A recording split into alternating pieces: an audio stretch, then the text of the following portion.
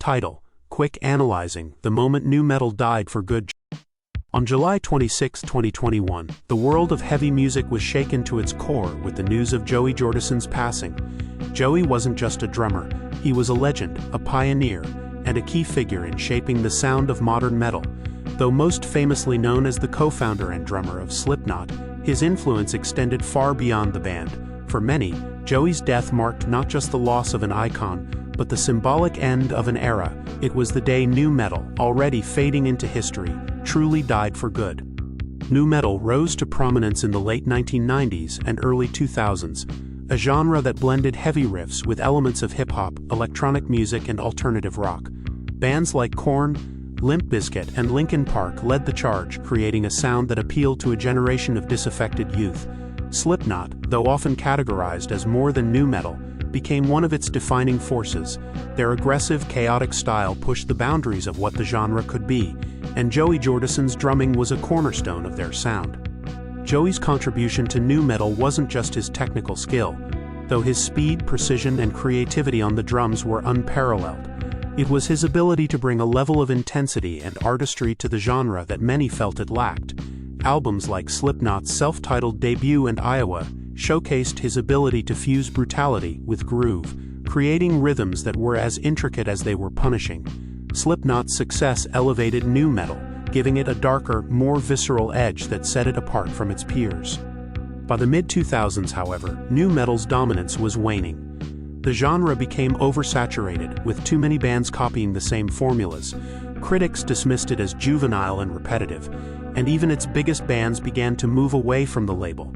Slipknot, for instance, leaned into heavier and more experimental sounds, distancing themselves from the nu metal tag. Still, Joey Jordison remained a central figure in the heavy music scene, continuing to innovate and inspire through projects like Murderdolls, Scar the Martyr, and Vimic. When Joey left Slipknot in 2013 due to health issues, it felt like a significant turning point. The band carried on without him, but his absence was deeply felt by fans. For many, Joey embodied the raw, unfiltered spirit of Slipknot, and by extension, the best aspects of nu metal.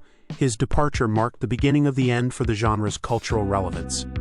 Then came July 26, 2021. Joey Jordison's death at the age of 46 sent shockwaves through the metal community. Tributes poured in from fans and musicians alike, all acknowledging his immense talent and influence. His passing wasn't just the loss of a drummer, it was the loss of one of nu metal's last great torchbearers. In the years leading up to Joey's death, nu metal had already been relegated to nostalgia. While bands like Korn and Deftones continued to thrive, the genre as a movement was no longer a driving force in heavy music. Joey's passing felt like the final nail in the coffin, a symbolic moment that solidified nu metal's status as a relic of the past. Joey Jordison's legacy, however, goes far beyond nu metal. He was a musician who transcended genres, influencing drummers and metal fans across the world.